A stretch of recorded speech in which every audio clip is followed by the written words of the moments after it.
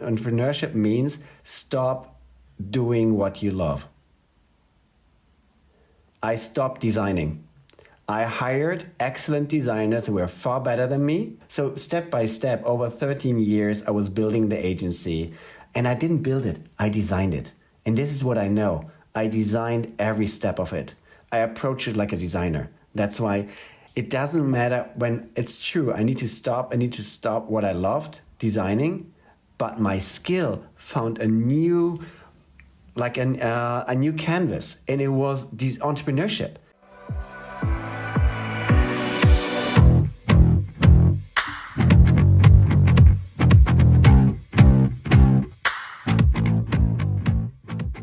Hello, entrepreneurs, and welcome to today's episode of Entrepreneurship, your serene online podcast place where we talk about how you can improve your self-care and well-being while also running your business. And today we also have a special guest who is going to share with you some insights on how to do it. I think I'm very excited about this. What about you? I'm very excited to have my dear friend Wolfgang joining us today. I told you about him. It's a story about a mountain, two people with great ideas that, ideas come true when great people meet, just like with you and me. That's so true. Thank you so much, Jana. Thank you so much, Liana, for inviting me. I feel so honored and to being on your show. I think that's, you already made my year. Thank you so much. That's so nice of you. And maybe we can start with one word open. This is how we usually start with Wolfgang. Oh, one word open. All right. What is so this? I don't know what is it. So the question, how do you feel? Let's say, how would you describe your life right now in one feeling? Okay. I can start. Okay, you go. Playful. Ooh. That's a nice word. I would say exciting. Ooh. Exciting, yes. I would say fulfilling. Fulfilling. Yes. I like that. I love this practice. Exciting and playful. So now we actually, of course, we want to know more on what's behind that. But maybe there's time to uncover it. Absolutely. No, so guys, how did you meet actually? Oh yeah, Jana, you want to go or should I start? Yes, I can start. Oh, my dog is barking a little bit. We Mine too. They're greeting each other. Yeah. Absolutely. So we were at an agency retreat in the Rila Mountains 2 years ago. And at the end of the agency retreat, we went for a hike, all of us. And I was walking up the hill with somebody who was chatting all the time. And at one point I realized I actually want to enjoy the silence. And especially being there in this beautiful place, I said, you know what? I'm just going to stay behind and sit on this rock. And I'm just going to enjoy the silence. So you continue. And half an hour later, I think, Wolfgang came and he was walking with Anna, who is an amazing Wim Hof trainer, and they were chatting. Usually with Wolfgang, you end up chatting about, your entrepreneurial journey. He starts, just very naturally sort of coaching you a little bit. I think it's his professional thing that just he cannot escape it. And before you know it, you're reconsidering everything you're doing in life. And here they come. I'm sitting there on the rock, and then Wolfgang says, so what are you doing here? And I said, I'm marveling. He's like, what's that? I was looking at the lake, and the wind was blowing, beautiful mountain nature. And I said, I'm just, sitting here in silence, enjoying, marveling. He said, that's very interesting. We started talking, and all of a sudden, before we knew it, we are organizing a retreat called Marveling Retreat. So it was... That's so true. That's so true. This is how it all started. This is how it all started. Yeah. Yeah, and this year we're organizing it again in Slovenia, but we changed the name into the Nurturing Your Growth Workation. Yeah. That's true. I would kind of describe it the same, but when I say it, I'm always saying basically when I met Jana, I was just going around the corner in the beautiful mountains of Bulgaria, and around that corner there was a mermaid sitting on the shore of this beautiful mountain lake, and just like while everybody else was chatting, she was enjoying the silence. And when I asked the mermaid, "Oh, what was she doing?" she just smiled and said, "I'm marveling." And this is only, and then she shared about, and then we were talking about the beauty of Bulgaria, the true heart of it, and the strong connection to Mother Nature, and also that this is one core foundation of marveling. It's about respect and enjoying the moment, the nature, truly connecting to yourself. And so I entered into her world or bubble of marveling, and we marveled together. And this created this energy field where I say like, oh my gosh, out of that everything became possible. The friendship, the retreat, the stories, the great moments, and yeah. Oh, guys, this story is absolutely amazing. And since, you already mentioned, but there is a retreat upcoming, and I think we can talk about it at the end of the podcast. We can tell something more about it. This year, I'm also coming, and I can't wait. I'm very excited about this. And Wolfgang, is this how your entrepreneur journey started? Like organizing events, or? Oh, I would say it's an interesting question. No, it started differently. It started differently. I was my background. I always wondered like, who am I? And that's probably my biggest question in life. And but now looking back, a couple of years of working years, I would say I always was a designer. I studied graphic design, and this is my approach to life. I really realized that now looking backwards, connecting the dots. And so I was working in a lot of marketing agencies, and first I only did record sleeves, and I worked with artists, and I loved it, and then I got bored. And then I went into advertising 4 or 5 years, then I got bored. Then I went to the US because my wife said she studied, she's a teacher, and she said, you know what, Wolfgang, I need to go to the US, and you want to stay here in Hamburg or you want to follow me? I said, hell yes, I'm following you. And we lived for 2 years in LA, and there, for the first time, I was working in a small design agency, like digital, motion, branding, and all this. And they were type addicts like me. And I saw like, oh my gosh, this place is so beautiful. It had 16 people, and there was a tree growing inside the office. I never saw a place like this. It was so, so beautiful. It was beautiful and ambitious. And this was the first time there was this craving started off, and the design studio was called 44 Phases. And I said like, I want to have my own 44. Was the first time I felt this is something I want to have. And I think it wasn't more from a point of having something like this ownership. And this was my starting out of, the entrepreneurship started to me with owning something, owning an own kingdom, a place where you can invite people, that is so open that people can come and go. And also I love growing people. And so I had my small team there, and I said, oh, this is what I want to have. And then I came back to Germany, and the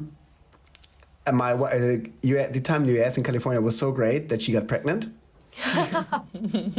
And I don't know how it had happened, but so we took the last plane back to Germany, and and then it was winter, it was dark, we had no money to start a company, no clients to start a company, and then I just took on another job. And then the second part started. It was like 2003. Digital economy was almost about to explode, and was before we exploded. I was building there a team in an agency. We grew it until 25 people.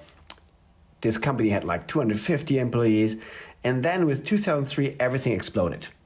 The whole economy collapsed, or the whole .com boom was, psh. And so they fired everything. So I got fired. But I was really pissed, because you know what? My team with 25 amazing people, we had clients, we had enough work, so we had a stable team, but we were the last people in, and Germany is the last people in or the first people out. And this was the moment I said, like, if I fail, I want to fail because I failed. Not because of any management decision, because they hired proactively too many people. They were growing too fast.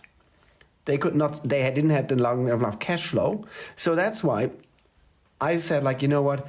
If I fail, I want to fail. And these two stories combined really was the starting point about, I knew what I wanted, and now I was angry enough about like to start my own thing. With anger comes great things come alive. I would say that with anger comes also a little bit of it helps to overcome the fear. Mm-hmm. Because the energy is so big in that current moment. Yes. It's like the strongest energy. It's so powerful that it can move things. Yeah. And then I started my design studio. It was called The Robinizer. Because my nickname is Robin. Yeah.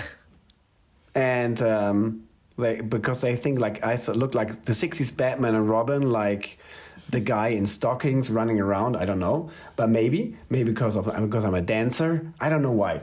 So, but they came, and so it was called The Robinizer, and the agency grew from me as a freelancer, hiring the first person. Then the person quit after a year. He says, well, Wolfgang, you can do it. I can do it too. And also, I don't want to finish your designs, right? Mm-hmm. Like, I'm a great designer too. Wow. Okay. So you empowered him so much that... he left me. He left his own thing. He started his own thing. You motivated him to become an entrepreneur. Yes. And I think this was the pivotal moment of my entrepreneurial real journey. Before I was a freelancer with an assistant, let's say. Mm-hmm. But this was the moment I had to make a call. I said, like, if he left me for the reason that he could not grow enough, he felt like he didn't want to be an assistant, he wanted to be a full designer. I need to do something. I need to stop doing what I love. Entrepreneurship, this is the moment I realized entrepreneurship means stop doing what you love. I stopped designing. I hired excellent designers who were far better than me, and I became a concept guy until I hired a concept person. Then I became a strategist until Nita, an amazing strategist from Finland, came. And she said, Wolfgang, you don't have to do that anymore. I'm the strategist now. I said, yeah, I got that. Then I hired a general manager. And when he said, like, can we do it together? And I said, like, why did I hire you? So this is how I grew this company from 0 to 40 employees, from working first with creative people, mid-sized companies. In the end, we're working like making the digital platforms for Bayersdorf, like, you know, like, and a lot of like luxury brands and really premium brands. So always building their international websites, making the content and so. But this was the end. But it's not how we started, right? But so step by step, over 13 years, I was building the agency. And I didn't build it, I designed it. And this is what I know. I designed every step of it.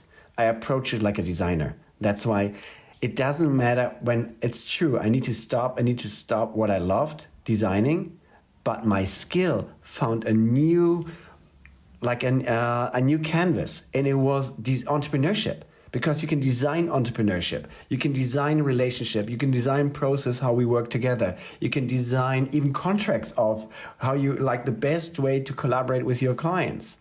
You can design careers. You can design everything. It's just, I realized I am a designer. A life designer. We can do. Oh, I love your story. I see myself in your story because, as I told you, I'm an advertiser. I started my journey as, I worked for my father's advertising agency. Then when I started my first year in university, I started working for one of the Bulgarian biggest advertising agencies. And I was employee. And I was copywriter, actually, not a graphic designer, but I used to do graphic design because there was no one else to do it. It was that kind of situation. And then I felt like, for me, the driving power, it was like, I need my freedom. I'm young, I'm wild, I'm free, I want to go around the world, I want to see places, I want to do big things. And once again, I want everything to depend on me. And when I started my agency, my own agency, I think I was 20 years old back then, and I was doing absolutely everything. I was not in this position when you said, like, I'm hiring someone to do it. I was the person who is doing absolutely everything, and I felt so much overwhelmed. I started hating my decision, and I started hating my business. And then I started hiring people to do those things. And then I became this designer of my own agency and life. And I love your story. And right now I feel like I understand my story better because of yours. And I like your story of anger as a driver for growth, or a driver to let go and go to this next level. And it can be anger, it can be sadness. I never saw this like that way, but now that we are talking about this, always people say like it's ambition. It's about like goal-getting and all that, like this excitement for I want to grow. But maybe it's pain, suffering, anger is a much more interesting source for growth. Yeah, if you look at the very successful people, like Tony Robbins, he had a very, hard childhood. Yeah. And from this pain... And he said he doesn't want to have this anymore, right? What he is. Yeah. Yeah. Yeah. I think pain is a great driver. And actually, I always look more in people's conversation for pain, because there is more... You find a root cause. And also there is like it's a stronger connected purpose. Yeah. And and they can feel, and you can feel like Jana, like you can always feel this overwhelm. And when I just in a coaching work, I would reconnect you to these feelings. And when you say like, do you want to go this next growth step? No, maybe like moving to another country, and so like remember back the overwhelm. How that feels like. Do you want to have this again? And you're nodding your head like, no. So yeah, that's exactly. And it's like, okay, then let's take this energy and flip it into something positive and into that. How are these fears compared to that? Like nothing, right? So you can really leverage on this. Mm-hmm. What about the state of play? How does it come into your life? I know you now for some time, And I really admire the way you always look at the work and your life in a playful way, in a way. What is play for you? First thing, play is play comes with curiosity, connection, and with a sense of risk. And playing is always together. And there's an identity in myself. So we all have like different, like an inner team, right? And so there's an adventurous playmate. Mm-hmm. And this is one of my favorite parts. And because when I can become your adventurous playmate, together we can go out, explore new things, discover adventures and stories or moments that we haven't not experienced before. There's a lot of aliveness in that. And but there's also a sense of risk about there's something we can lose. And I'm not sure if I'm really... That's why I think I'm not a playful adventurer. I'm an adventurous playmate. How do you find these identities? How did you find this adventurous playmate? So this was a work I did with Chris Everett from the US. He's an amazing... I would say he's a guide. And he works with the medicine wheel. It's the teaching from the Indian cultures, and so he introduced this concept of, he called it the seed work. It's like there's seeds in us, like little plants, like little seeds, right? And he did this work with me. It was like a really, really intensive, like 5-hour coaching, or it was more exploration. And about what was drivers in my childhood, what was my ancestors, right? Like what is a thing in my family, and who were people I admired most. And I found out, for example, and so there's 5 identities. So there's the adventurous playmate, the heartful nomad, because I discovered that my family was always traveling. The one I remember, and my father wrote down 500 years of family history. They always changed countries. They never stayed where they grew up. So they changed, and usually they changed countries. And I said, I have this in my genes. And I found out that the most inspiring person were my parents, were my aunt. She is the open door. She's a person, her life was not always easy. But always when we came to Austria to visit her, she could protect this space. We just entered as kids. She opened the door and we felt safe. We could play, we could just be ourselves. And her marriage was really not easy, but if she could hold this space, she was one of the most amazing hosts I ever met in my life. And I just actually discovered this identity last year, and she's over 80, and I called her, and I thanked her for being the most inspirational woman in my life. And she just said, thank you that you told me that before I died, because usually we hear this after we died. And she started crying. Yeah. So, and this work is like, I can share this link for Chris. It's really something, it's really encouraging. And it's playful. It's playful work because it's about exploring your past and all of this in a really creative way. And but it's hard to do. You cannot do it yourself because you need someone who guides you into your experience. Yeah. Beautiful. And one thing about you that I admire is we usually have calls at 8 in the morning, but before our calls, Wolfgang, tell us what you do in the garden.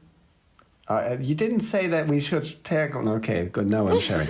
So I always there's a morning routine, it's simple. I always get up and dance. I always get up, brush my teeth, drink a glass of water, go in the garden, and dance. And no matter rain, snow, shine, I always dance every morning. And it's okay. I have to say, like, there's also like I love it, and my wife hates it because in our garden there's the neighbors. We live on the kind of like on the edge of Hamburg, on the countryside, but the neighbors can watch directly into the garden, and they are more conservative. And she's like, what is Wolfgang doing? Because it's dancing, but there's also, I always have headphones on, and so it also comes mix it with a little bit like Wim Hof breathing, and so it's really expressive. And so like one day he thought, like in the first days he thought, what are you guys doing? You're breathing so heavy in the garden at that time. And he's like, he shut his window. He's like, I cannot open my window anymore any mornings. And now, I was like, now I do this since, I think like about 4 or 5 years. He still looks at me like, I don't get you. What are you doing? And my wife, she also thinks it's really embarrassing. So the moment I go out dancing, she takes the dog and goes away. And when she's back, we meet for the coffee.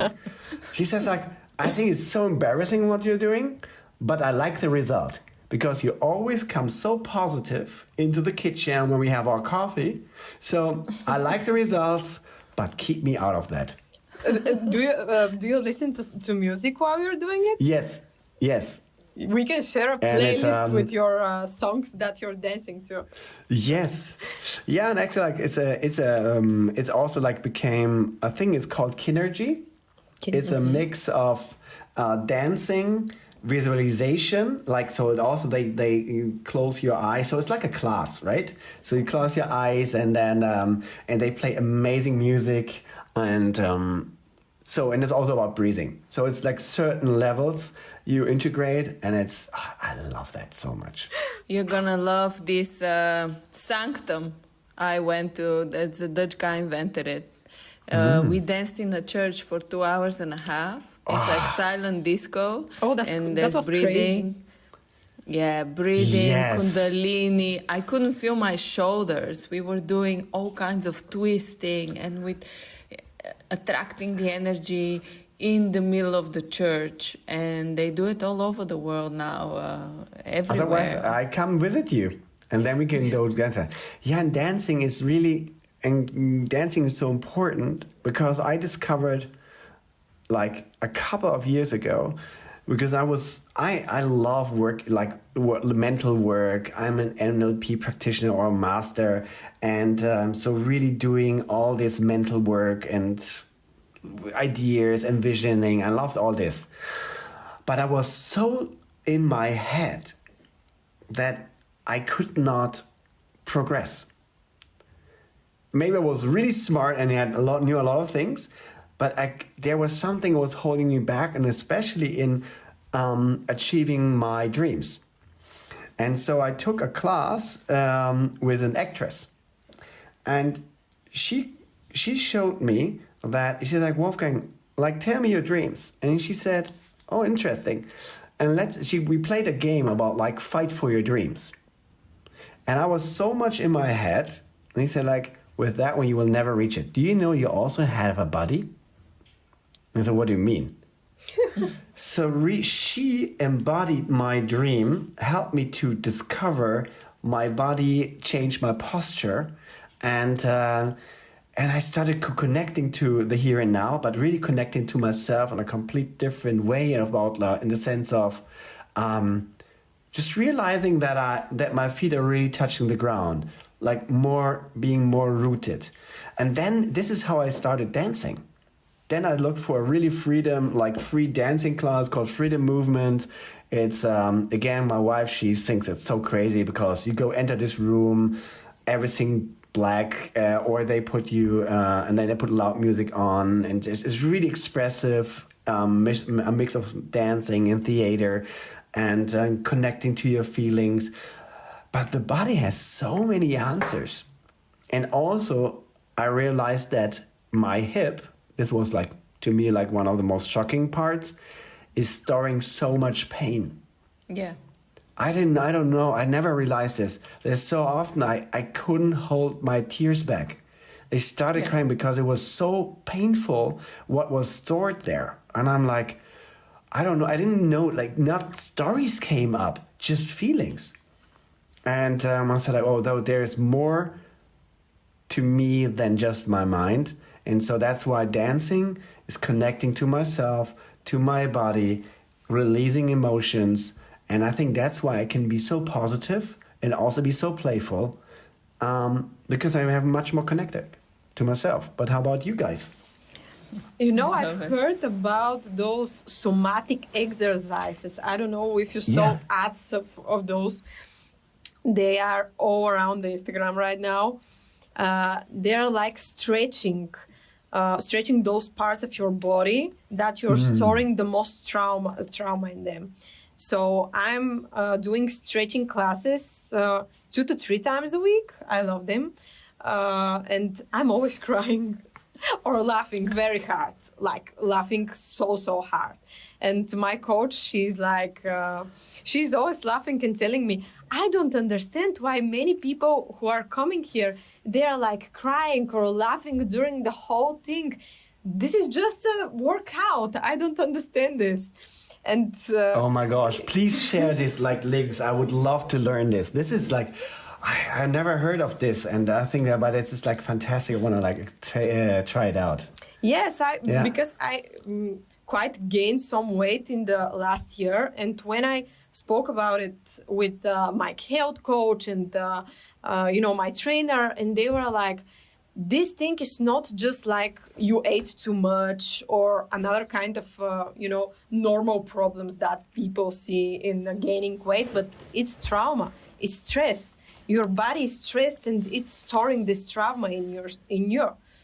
So it's very interesting topic that I'm not very much aware about it, but I'm interested to become much better at knowing this and how to release it actually. And maybe stretching and dancing are type of things that you can learn better to release this thing. Yeah, and to this, when we have this access to this resource, we can make easier things happen. Okay. So, Jana, how about you? I'm also turning into dancing, and tonight is my first class. I'm gonna dance, sensual dance on high heels. I started this, today's my first class. Is it bachata? Sensual bachata? No, it's... or is it like this dancing, this pole dance? It's not pole dance, it's dancing, playing, being sensual on high heels. Is it with Today's a my partner? first class. No, alone. So you learn the choreography in a group, and at the end of the month, you can do the choreography yourself, and you can do a dance, and you can record yourself, show it to your husband. It was really difficult to get a spot because it's super popular in Rotterdam. It's called the Goddess Room. So I'll keep you posted how it goes. I'm very excited. And at the same time, I also love the stretching, and I do it with yin because I also store so much in my hips and in my legs that sometimes I cannot sleep from pain. Oh, really? Even though I do so much yoga and exercise, it's still really, really painful. It's just your mind and stress, it goes into parts of your body. Emotion. And now we are back. A funny thing. This episode was about playfulness, and we always come back to the pain, but also this storage. There's like so many playful ways of addressing it. Like I love it that you do this stretching stuff, and also like what you do now with sensual dancing. And I think it is this connection of deepness and maybe something of longing and maybe also some pain, like releasing it in a playful way. And I think maybe I got goosebumps because when I'm just thinking about like now that we talk about it, I see it much more clearly how it's all connected. How pain and love are so much connected. How you release the pain and stress from your body with this. And it's so beautiful. And the thing that came into my mind is, Wolf, I know that you're coaching female entrepreneurs. And, you know, for me, I'm working with health coach. It's not exactly a business coach, but I see coaches not only as people who are helping you with your business things, but you with your mental health and everything about that is going into your mind and your body. And how do you integrate those kind of practices in your work with those females and males also, I think, entrepreneurs? So how do I integrate that? And what I do is, I mean, it depends. There's like, I do like sometimes I work online a lot, but I also work a lot in person. And so when I can go, there was like a wonderful entrepreneur. She's from Bulgaria, and she built an amazing consultancy company. It was over 100 employees with her partner. And so I was coaching her on her journey, like what's next. She felt like, I built this, but I don't feel that anymore. I feel that it was limiting. And so basically I flew to Bulgaria, and I took her 2 days into the mountains. And with that, we really explored a lot, like what is holding her back? I used nature as a co-guide or a co-coach, because when you do hiking and also explore beautiful sceneries or paint, or like then there's always like nature is one side is beautiful, but sometimes also ugly or destroyed, and you can always use this playfully to connect what you're doing. And the most answers are stored in our subconscious, and with that, actually, I use a lot of like NLP techniques, and also like which I also shared like with the medicine work from the Indian cultures. So really looking for different ways to connect to your subconscious and also to your body to find the answers that are already there. It's not the thing that people don't know. They can't access it. Mm-hmm. This is so beautiful. I love it. So what's next for you, Wolfgang? So what's next? Yeah, so next, of course, we are running a retreat together. So that's one thing, what we are doing. And it combines like, there's like, because what we had in Bulgaria, I think it was people, of course, people know Bulgaria. No, they heard of Bulgaria. But they don't know it. And they haven't experienced. So this was last year. We invited people in our retreat to show them the beauty of Bulgaria, and took them to the mountainside in a really playful retreat. And so this is what we're doing this year in Slovenia. And to me, it's really when you asked what's next, like, can you specify your question? Because what's next is a lot. I can share so many things, and then what I want next, specify it, please. Maybe. What business venture are you most excited about? It's actually the partnership with a new partnership which I started with my partner Alison, and she was responsible for marketing and content in my team, and last year she stepped up and said, Wolfgang, I don't feel like a employee or a team, an employee or regular teammate anymore. And I said, what do you mean, Alison? Well, he said, no, I feel like a co-founder. The whole story of the company, the second mountain, this is really, I feel like I'm contributing so much. It's like, I want to be a partner. And I was like surprised. I was inspired, and also I was also a little bit shocked.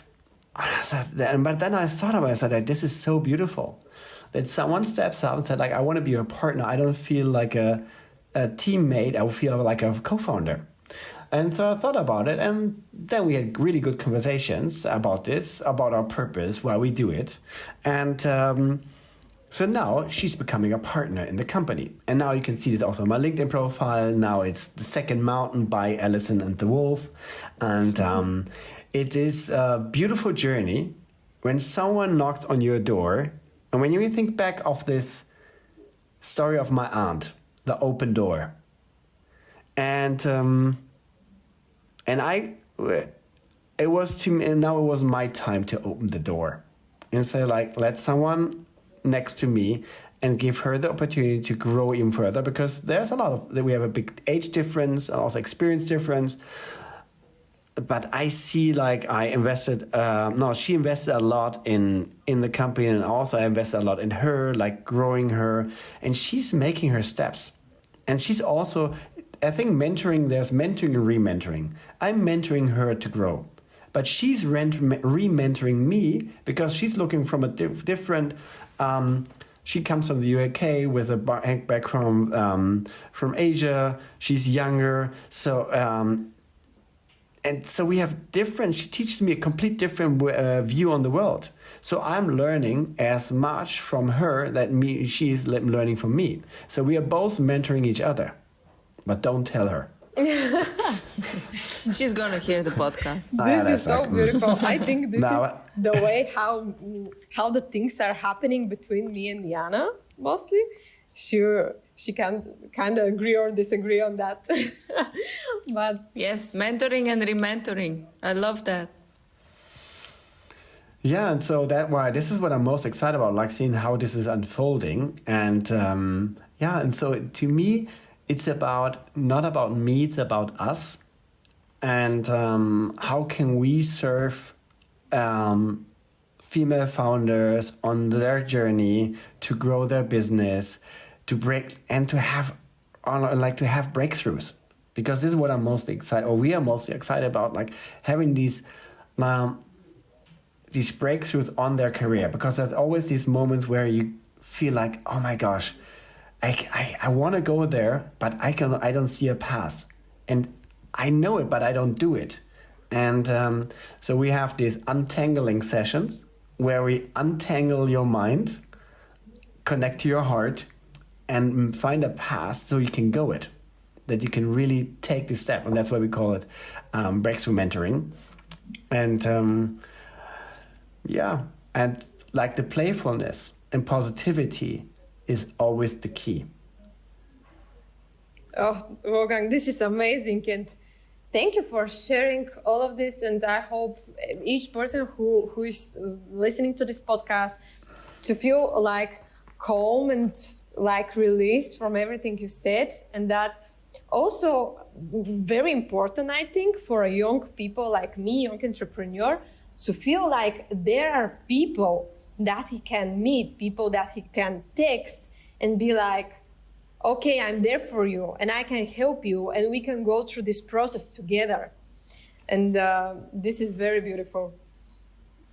And for everybody who feels stuck, I think as a conclusion here would be find your moments, of being playful. And even if you have pain or suffering, use it, channel it, so that you can go there where you feel peace and playfulness. Yes, because in playfulness, there's adventure, there is connection, and you will always explore new things. There is so much curiosity in that. And we all have these resources in us. It's all there. They have been forever there. Well, thank you for 100%. being such an inspiring guest for us, and also mostly host of this podcast rather than us being your hosts. You were our hosts.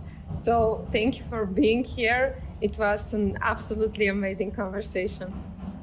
And if you want to hear more of Wolfgang, and if you want to experience his amazing coaching, you can join us in Slovenia in April at our Nurture Your Growth workation, where you can work a little if you want and play a lot. Yes. Yeah. Just have a look on the Second Mountain website, thesecondmountain.com. There you find all the details. And and then let's climb your next mountain together.